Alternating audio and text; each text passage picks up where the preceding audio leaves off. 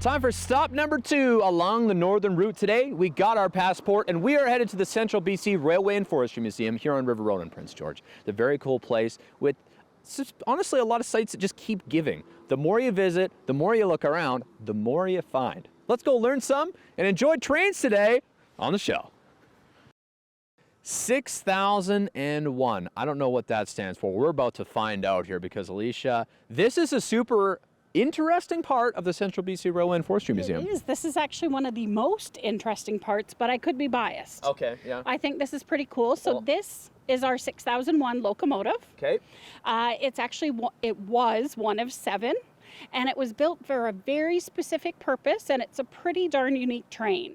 Why was it? Yeah, why was it built? So it was actually built to haul coal back and forth from Tumbler Ridge, so it could get to the market on the coast. So that's what this was built for, was hauling coal. And it's pretty cool because it's an electric train. Yeah, I feel like that's pretty rare. It is pretty rare, especially in North America. It's not really common here. We like gas and diesel for whatever we use to get around here. So you can see it's a little special at the top because it would have connected to cables, sort of like cable cars in Vancouver. Okay. And it was used to go through super long tunnels getting up to Tumbler Ridge. So instead of having diesel that had emissions that weren't super healthy, they had an electric locomotive. Probably some happier people who ran the trains. I would think so, yes. Cool. Well, that's very cool. And then they basically just went out of service because it went out of style. Is that? More so, it was a lot to maintain. Unfortunately, the long tunnels they went through eroded the electrical conduit that it was running off of, and they decided to use masks instead to get people through the tunnels with diesel locomotives. Huh. Interesting. The more you know here. But I hear there is a mini version of this. There is, and we get to go on it. Oh, well, let's toodaloo and go over there.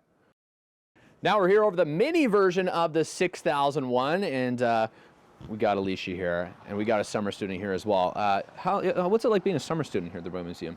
I really like it. We get to do lots of fun things, like drive this train and give lots of kids fun tours. Okay. Yeah. Now, part of the educational journey here, giving the tours and providing some education, which, Yes. Tell me the story about this. So this is a replica of our 6001 that we just saw, and it's pretty exciting because you get to go inside the big 6001, but you can ride on the little 6001. Oh, okay. And this, how long has this been around at the Railway Museum here? Been around for a while doing the mini rail stuff? It's been around for quite a while. The mini rail started, I think, in 2003. Okay. I could be wrong on the date. It's off the top of my head, but yes. That's okay. No one's going to fact check you because you'd be the person to know the fact. Yeah. So, but this operates all summer long here for people wondering, right? It does operate all summer long. We start our summer hours on June 1st, and that is actually 7 days a week. Wow. So after that, we operate the mini rail 7 days a week. Perfect. Okay, now before we fire this thing up and go for a ride, what can we expect to see? Oh, you're going to be able to see a lot of stuff that you actually can't see walking around the park. So we're going to take you in some off-limit areas, and to make it all better, we're going through a tunnel. A tunnel? Do you have to hold your breath in there? You can if you want. It's really exciting. Okay, well, let's fire up the engine here and we'll get going. Maybe I'll try my best. We'll see. I just had lunch, so. Yeah.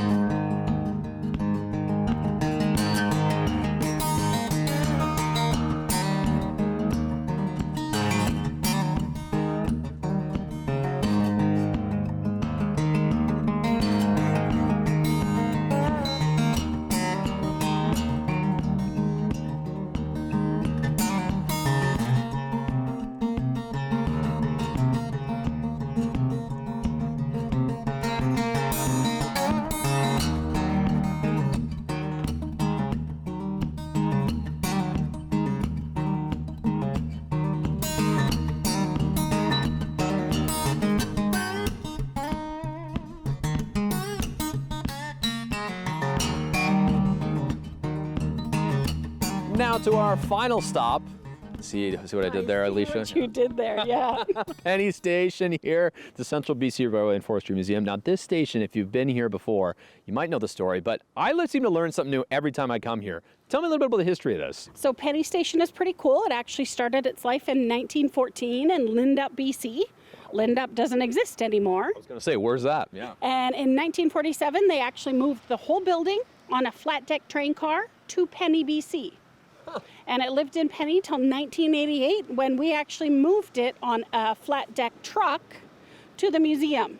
Side note on that one, to make it even cooler, we actually moved it in the middle of winter because we needed to use the ice bridge to cross the river to get it across the river. Well, there you go. A history of the Penny Station and just a slice of what you can learn if you come visit it yourself here at the Central BC Railway and Forestry Museum along the Northern Route. Take your stop. You never know what you're going to find. Thanks, Alicia. You're welcome.